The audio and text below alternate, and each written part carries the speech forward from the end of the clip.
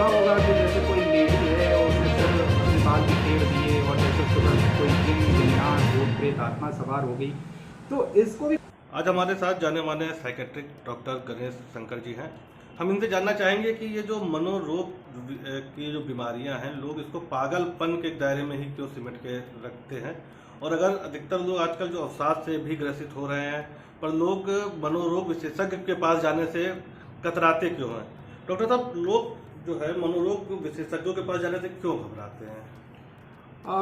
लोग मनोरोग विशेषज्ञों के पास जो जाने से कतराते हैं या बहुत घबराते हैं, उसके कई प्रमुख कारण हैं। नंबर एक, जानकारी का अभाव। लोगों को विभिन्न प्रकार की मानसिक जानकारियों का बीमारियों के बारे में जानकारी नहीं है।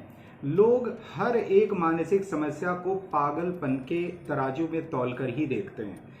जैसे कि हमने देखा होगा, बॉलीवुड की एक बहुत ही प्रसिद्ध मूवी हुई है तारे जमीन पर, तो उसमें एक मानसिक समस्या दिखाई गई है उस बच्चे को, जिसको कि डिसलेक्सिया कहते हैं, यानी कि बच्चे को पढ़ाई लिखाई करने में समस्या है। तो लेकिन अगर इस प्रकार की करीब 400 मानसिक समस्याएं होती हैं, लेकिन अगर आप कहें कि मैं मानसिक रोग विशेषज्ञ से सलाह ले रहा हूं किसी विषय को लेके, तो आपके मित्र, आपके परिवार के लोग पहली बात यही कहेंगे कि आपका दिमाग खराब है। तो ये जो गलतफहमी है, ये गलतफहमी एक बहुत बड़ा मजाक के दायरे पे क्यों ले आते मनोरोग विशेष? अगर कोई जाना भी चाहता तो उसको बोले यार तुम कोई पागल तो नहीं होगा कोई तुम, तो ऐसा क्यों? ऐसी एक चीजें बनी हुई है, प्रचलित होती जा रही है, इसको क्यों ऐसी चीजें अभी तक चल रही है? देखिए, सीरियस इश्यूज की जब हमें इन डेप्थ नॉलेज नहीं होती है, सही जानकारी नहीं होती है, तो उसका मजाक उड़ाया जाता है। जैसे कि भूत प्रेत की समस्याएं, आपने देखा होगा कि जैसे कोई लेडी है, उसने सर अपने बाल बिखेर दिए और जैसे उसके ऊपर कोई जिन जिन्नात भूत प्रेत आत्मा सवार हो गई, तो इसको भी कोई मानसिक रोग नहीं समझता, हंसी का पात्र समझते हैं लोग।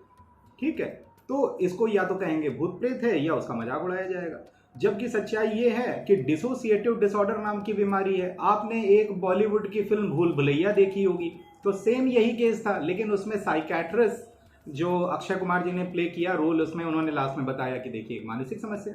तो मानसिक समस्याओं को आदमी इसलिए बीमारियां नहीं मानता है क्योंकि उसके बारे में हमें सही जानकारी नहीं है और उनका मजाक उड़ाया जाता है, या उनको हम लोग स्टिग्मेटाइज करते हैं। टैबू होता है कि नहीं, मानसिक रोग विशेषज्ञ के पास नहीं जाना है क्योंकि ये वो दवाएं दे देंगे जो नींद की दवाएं होती हैं, इनसे आदमी नींद की दवाओं का एडिक्ट हो जाता है। ये सारी की सारी गलतफहमियां, इनका सच्चाई से दूर दूर तक कोई लेना देना नहीं है। आपकी बात बिल्कुल सही है कि अधिकतर ये जो एक चीज बाहर है कि नींद की गोलियों को लेके, तो ऐसा क्या नींद की गोली ज्यादा दी जाती है क्या? क्योंकि हम ये चाहते हैं कि आपके माध्यम से लोग ये जाने कि ये एक ऐसी बीमारी है जो आदमी जो है खुद जाए और अपनी परेशानी डॉक्टर को बताए।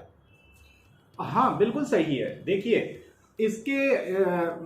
इसमें मैं एक चीज बिल्कुल क्लियर कट कह दूं कि ऐसा बिल्कुल भी नहीं है कि बिना दवाओं के इलाज नहीं होता है। ये तो हमारे ट्रीटमेंट प्रोटोकॉल में ही है। बहुत सारे मरीज हमारे पास आते हैं जिनको मानसिक तनाव है, हो सकता है उनको हम लोग कोई भी दवा ना लिखते हों और सिर्फ काउंसलिंग के माध्यम से या सीबीटी के माध्यम से हम उनको ठीक कर सकते हैं। इसको साइको एनालिटिकल साइकोथेरेपी कहते हैं हम लोग। तो लेकिन लोगों के दिमाग में गलत फहमी होती है कि ये दवाएं खाएंगे तो हम एडिक्ट हो जाएंगे। मैं सवाल आपके इस चैनल के माध्यम से लोगों से पूछना चाहता हूं, क्या अच्छा डायबिटीज हो जाता है तब उसमें हमें जीवन भर दवाएं खानी पड़ती, तो उसमें हमें क्यों शर्म का एहसास नहीं होता है? या ब्लड प्रेशर की बीमारी, हार्ट की बीमारी होती, वहां भी जीवन भर इलाज चलता है, तो वहां शर्म का एहसास क्यों नहीं होता है? ये डिस्क्रिमिनेशन मानसिक रोगियों के साथ क्यों, उनके मानसिक रोग के उपचार के साथ क्यों? तो कहीं ना कहीं हास्य का पात्र क्यों बनाया जाता है? हास्य का पात्र जानकारी के अभाव में, इनसेंसिटिविटी की वजह से बनाया जाता है।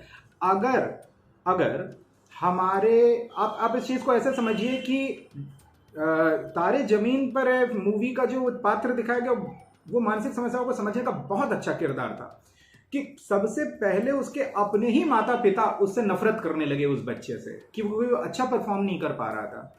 लेकिन जब उनको जानकारी हुई कि नहीं, ये तो मानसिक समस्या है, ये तो डिसलेक्सिया है, तो वो उससे सौहार्दपूर्ण आत्मीयता से उन्होंने उस बच्चे को हैंडल किया। तो अगर हमें ये पता है कि मानसिक बीमारी जो है इसमें हमें मदद की जरूरत है, उपचार की जरूरत है, तो हमारा स्वभाव मरीज के लिए दूसरा हो जाता है।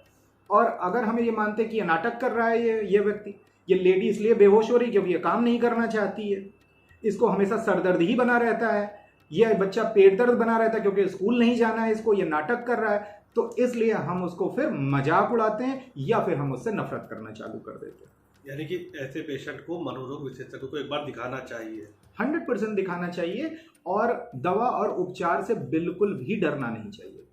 सर क्या किस तरह से, जैसे लोग फुल बॉडी चेकअप पे आजकल ज़्यादा जोर देते हैं जी, तो ऐसा क्यों नहीं करते कि वो लोग साइकेट्रिक के पास जाके या मनोरोग विशेषज्ञ के पास जाके अपना फुल जो बॉडी चेकअप के साथ साथ वो भी क्यों नहीं चेकअप करा, मतलब दिमाग का क्यों नहीं चेकअप कराते कि वो सही है कि नहीं है? ये आपने बहुत मतलब अपने जो प्रश्न है ये कहीं ना कहीं लोगों को सोचने का आयाम बढ़ाएगा।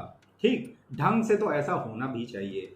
ठीक, क्योंकि बॉडी और माइंड अपने आप में इंटरकनेक्टेड है। बिना स्वस्थ शरीर के स्वस्थ मस्तिष्क नहीं हो सकता और बिना स्वस्थ मस्तिष्क के स्वस्थ शरीर नहीं हो सकता। शायद आपका कार्यक्रम देख के, आपके चैनल के माध्यम से लोग मानसिक बीमारियों के प्रति इतना जागरूक हों कि खुद जाएं और साइकाइट्रिस्ट से बोलें कि सर हमें अपना मेंटल चेकअप भी कराना है, या नॉर्मल रूटीन हेल्थ चेकअप के साथ क्यों ना मैं मेंटल चेकअप भी कराऊं। शायद एक दिन ऐसा आएगा, तब मेरे ख्याल से बहुत सारे लोगों को हम लोग आत्महत्या करने से रोक पाएंगे, बहुत सारे लोगों को सीवियर अवसाद में जाने से भी रोक पाएंगे। इस बीमारी को पहचानने के लिए डॉक्टर साहब मतलब इसके मतलब पहचान क्या है इसकी? देखिए, जैसा कि मैंने पहले ही कहा कि 400 तरीके की मानसिक बीमारियां होती हैं।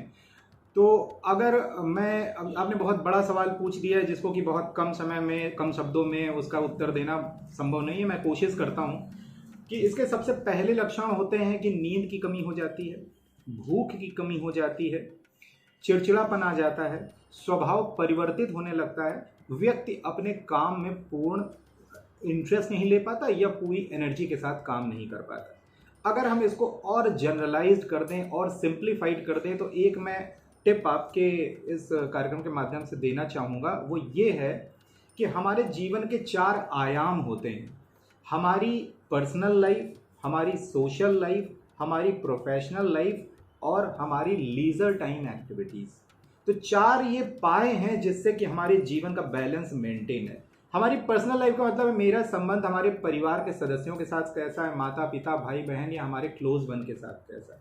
हमारी सोशल लाइफ, हमारी सामाजिक जिम्मेदारी भागीदारी कितनी है, हमारा संबंध हमारे कामकाज के लोगों के साथ कैसा है, पास पड़ोसियों के साथ कैसा है, दूर के रिश्तेदारों के साथ कैसा है।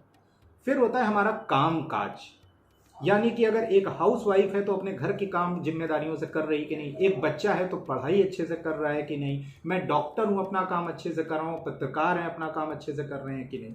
तो ये हमारा प्रोफेशनल लाइफ होती है। और लास्ट होती है हमारी लेजर टाइम एक्टिविटीज़। ये 3 आयाम तो दुनिया के लिए हैं, चौथा आयाम है हमारे खुद के लिए कि हम खाली समय में अपने आप को रिलैक्स करने के लिए क्या करते हैं। तो एक अल्कोहलिक, एक शराबी व्यक्ति शराब पी के भी अकेले बैठ के आनंद प्राप्त कर सकता है, और कोई आदमी डांसिंग, म्यूजिक या ब्लॉग लिख के या क्रिएटिवली प्लांटेशन करके या गार्डनिंग करके भी इंटरेस्ट पैदा कर सकता है, एंजॉय कर सकता है। तो खाली समय में हम सिर्फ चैटिंग करके एंजॉय करते हैं या नशा लेके एंजॉय करते हैं या समय बर्बाद करके एंजॉय करते हैं या कोई क्रिएटिव काम करके एंजॉय करते हैं। तो अगर इन 4 स्तंभों में कोई 2 स्तंभ आपके गड़बड़ हुए तो समझिए आपको मानसिक रोग विशेषज्ञ के पास जाने की तुरंत आवश्यकता है, राय लेने के लिए। मैं ये नहीं कह रहा उपचार कराइए, लेकिन कम से कम राय जरूर लेनी है। सर इस बच्चों की भी इसकी जांच होनी चाहिए, क्योंकि लगातार प्रेशर बढ़ता जाता है पढ़ाइयों को लेके।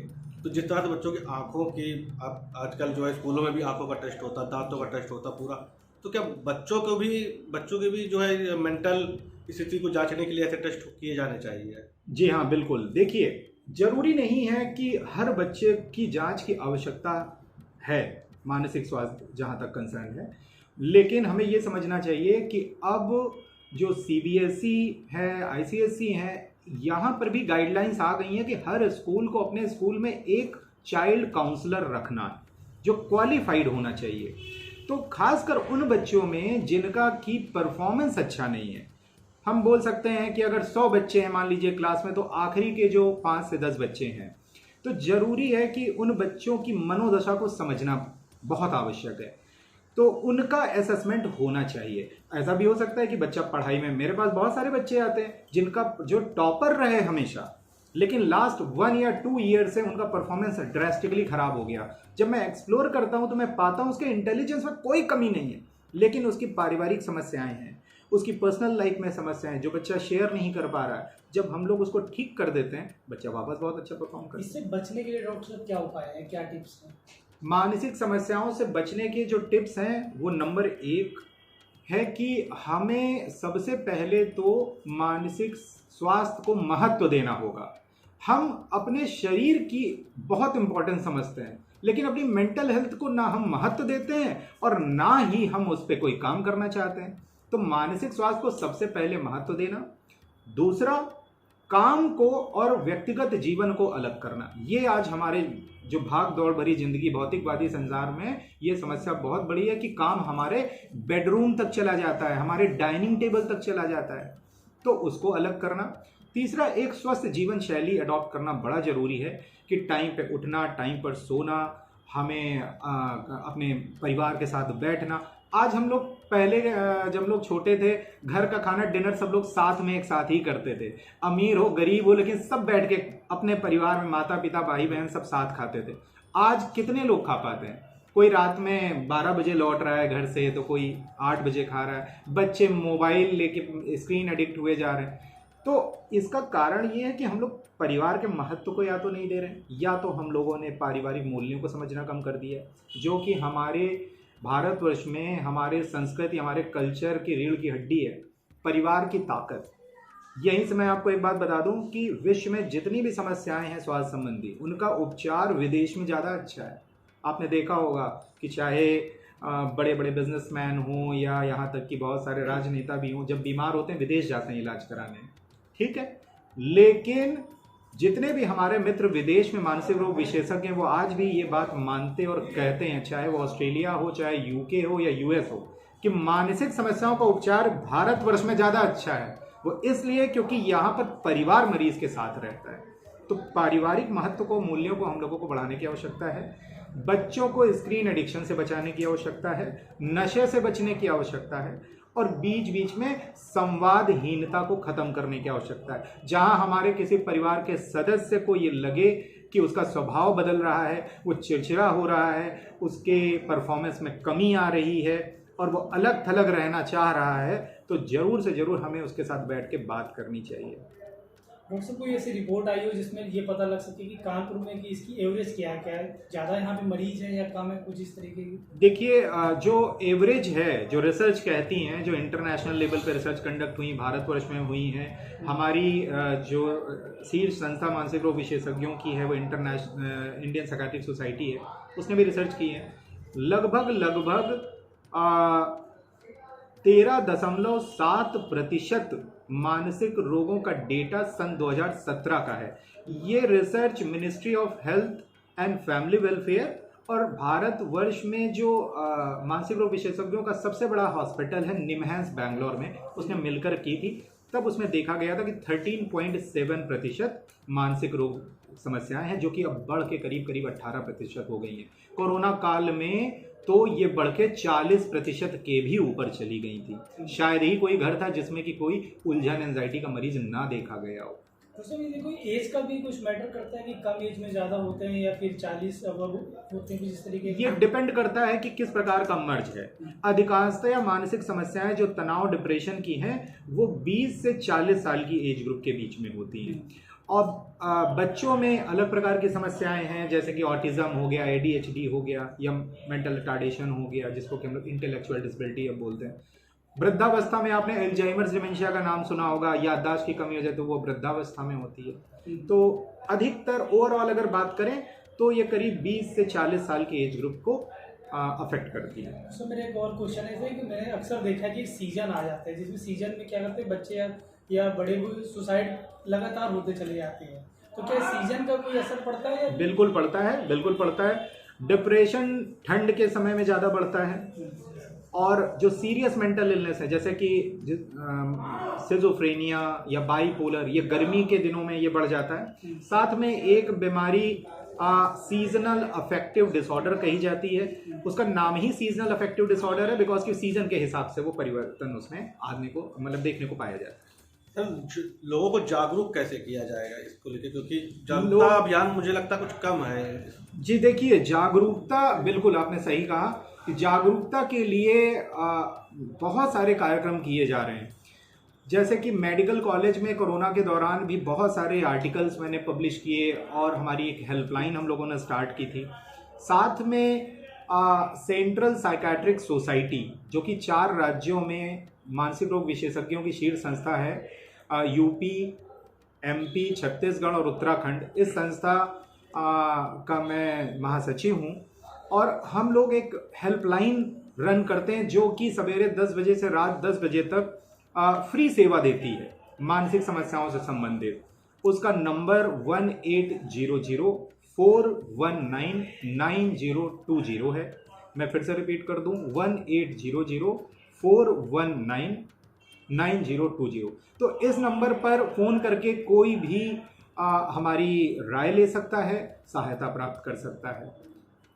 सर, बहुत अच्छा लगा आपसे बात करके, और मैं दर्शकों से यही कहूँगा कि डॉक्टर साहब यही बता रहे हैं कि ये पागलपन नहीं है, इसलिए आप लोग आइए और एक बार जरूर अपने मेंटल स्टेटस और मेंटल हेल्थ को एक बार चेकअप जरूर करवाइए आके। बहुत बहुत धन्यवाद डॉक्टर साहब। बहुत बहुत धन्यवाद।